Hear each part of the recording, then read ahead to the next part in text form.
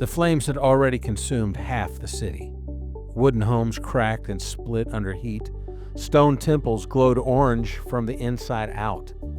Livestock ran loose. Families screamed for lost children. Rome, the capital of an empire, was now a city of smoke, ash, and accusation. And in the emperor's private gardens, a new kind of fire was lit. They were human, Christians, arrested in the chaos. They were tied to stakes, smeared with pitch, and burned alive at nightfall. It wasn't done in secret. It was done in front of guests as a decoration. Some were sewn into animal skins so that they could be torn apart by dogs. Others were crucified. A few were spared for gladiatorial games, but many, many were burned. Torches to light Nero's path, not because they'd committed arson, but because they wouldn't deny Jesus. What do you do when the most powerful man in the world blames your faith for burning down his city? How do you survive if survival means betraying Christ? This wasn't just cruelty, it was a war on identity. And somehow the church didn't just survive it, it lit a fire of its own, one that the empire would never put out. From the That's Jesus channel, welcome to Coach, where we're tracing the story of church origins and church history. I'm Bob Balch, and on Mondays, we stay between 0 and 500 AD. And today we're stepping into 64 AD, a year scorched by tragedy, and one that changed the future of the church forever. The setting is Rome. The emperor is Nero Claudius Caesar Augustus Germanicus, young, theatrical, erratic. His reign began with promise, but quickly descended into paranoia and brutality. In July of 64 AD, disaster struck. A fire broke out in the shops near the Circus Maximus. It was fueled by narrow streets and flammable materials, and the flames spread uncontrollably. They raged for 9 days. 10 of Rome's 14 districts were damaged, and 3 were completely destroyed. The public was outraged. Rumors spread that Nero himself had ordered the fire, perhaps to make space for his ambitious building projects, or maybe to satisfy his twisted artistic fantasies. One legend says he played the lyre while watching the city burn. To deflect the blame, Nero looked for a scapegoat. He found one small, strange sect of Jews who worshipped a man the empire had crucified, who refused to sacrifice to the Roman gods, and who spoke of judgment, resurrection, and fire, the Christians. And so, in one of the most horrifying decisions in imperial history, Nero unleashed public punishment on an entire faith community, not for their crimes, but to cover his own crimes. This wasn't just history, it was a pattern, one that would repeat itself again and again until the blood of martyrs became the seed of the church. By 64 AD, Christianity had spread beyond Judea. House churches were forming across the empire. The apostles, Peter and Paul, well, they were likely in Rome. Christians worshiped quietly, they met in homes, they broke bread, and they waited for Jesus to return. Now, they weren't political, they weren't violent, but they were invisible, and that made them dangerous because to the Roman mind, Christians were atheists. They were atheists because they denied the Roman gods. They didn't honor Jupiter or Mars or the emperor's divinity. They didn't attend festivals or burn incense. They sang strange songs to someone they called Christus, and they talked about drinking blood and eating flesh. And worst of all, they just didn't fit.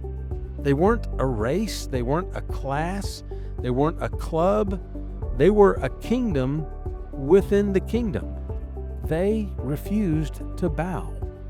And when Nero blamed the fire on them, the public believed it. Tacitus, a Roman historian writing decades later, admitted it. He said, this is a verbatim quote, "To suppress the rumor, Nero, falsely charged with guilt and punished with the most exquisite tortures, the persons commonly called Christians, an immense multitude was convicted. Tacitus didn't like Christians, but even he called the punishment a cruelty out of proportion. The Christians were accused not just of arson, but of hatred of the human race. And that vague charge gave Rome permission to do anything. So what followed was one of the most systematic persecutions of Christians in recorded history. They were arrested in waves. They were tortured to confess. Others were used to name even more. And then they were executed, not in secret, but in Nero's very gardens, his amphitheaters, his courtyards. And they were executed for entertainment. This wasn't just persecution, it was theatrical cruelty. And the church remembered. Christian tradition holds that during this wave of persecution, both Peter and Paul were executed. Peter, the apostle who once denied Jesus, was said to have requested crucifixion upside down. Unworthy, he felt, to die like his Lord. Paul, a Roman citizen, was spared the slow agony of crucifixion, and he was likely just beheaded with a sword outside the city walls.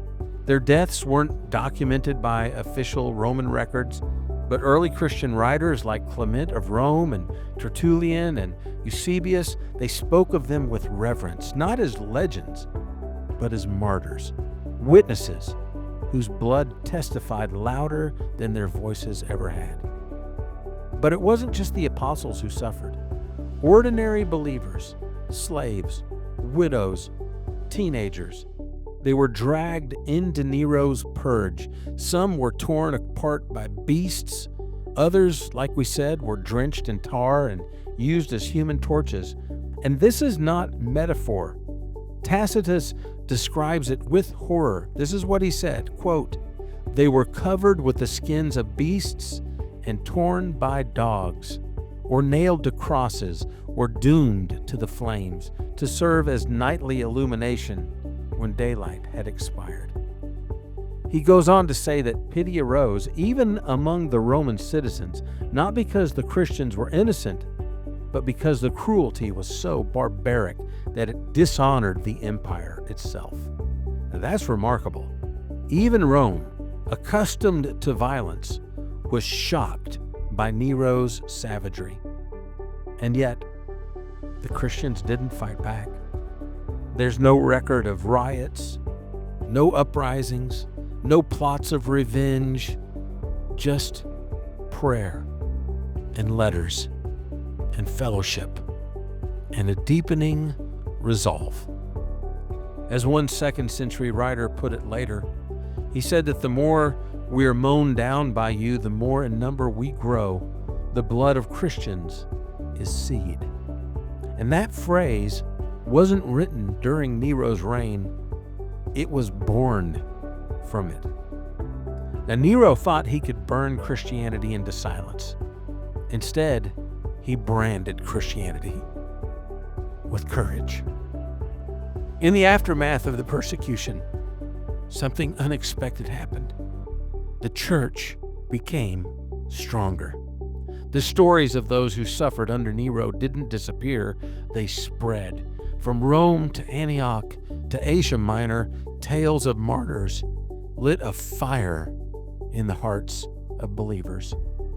Church fathers like Tertullian, Origen, and Cyprian would later reference Nero by name, not just as a villain, but as the beginning of the long tradition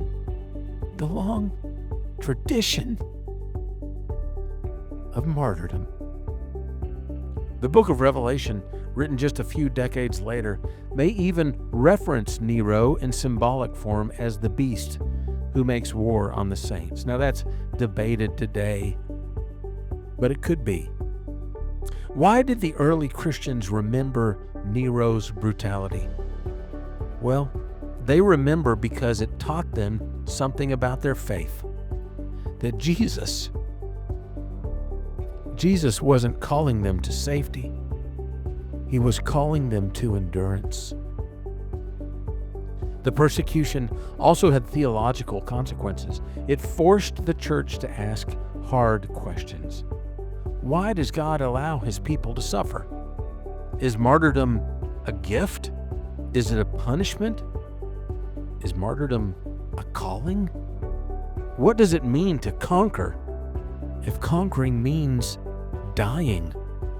And out of that struggle, a theology of strange suffering emerged. Faithful suffering.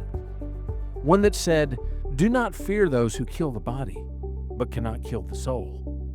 One that remembered Jesus' words, "Blessed are those who are persecuted for righteousness' sake, for theirs is the kingdom of heaven."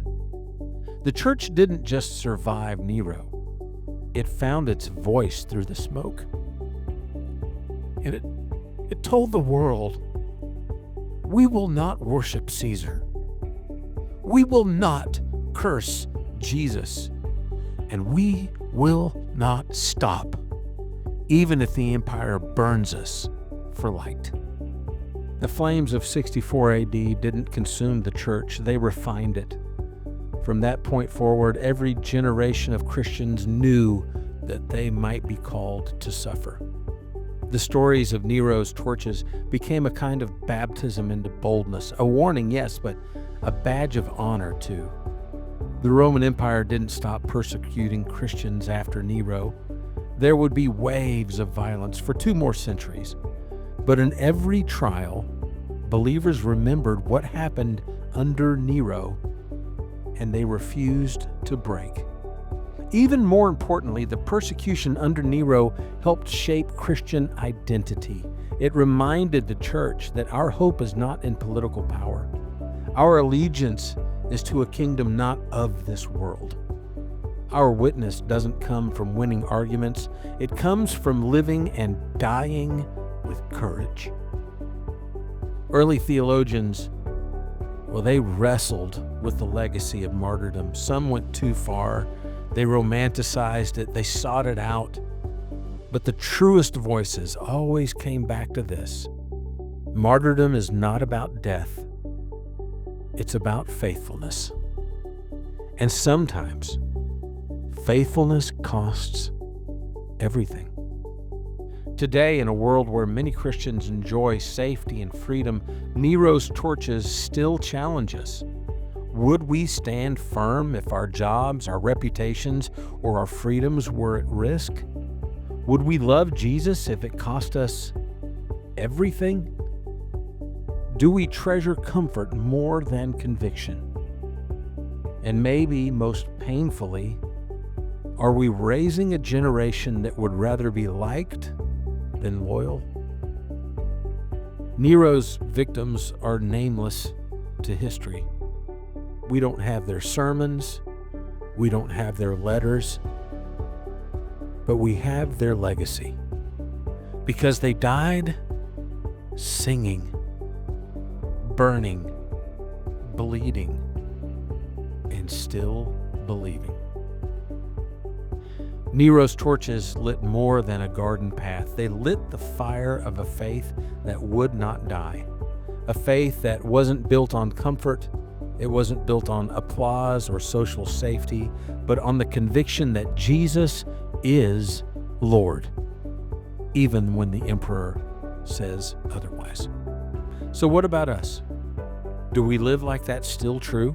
Would we stand if the world turned against us? Or would we file lawsuits? Would we sing while chained? Or would we complain in a public forum? Would we follow the way of the cross even when it burns? Or have we settled for a faith that fears discomfort more than disobedience? Maybe this week, take time to ask yourself, what are my torches? What am I unwilling to surrender? What would it take to silence my faith? Because if Christians could stand firm while burning alive under Nero, maybe we can stand a little firmer today.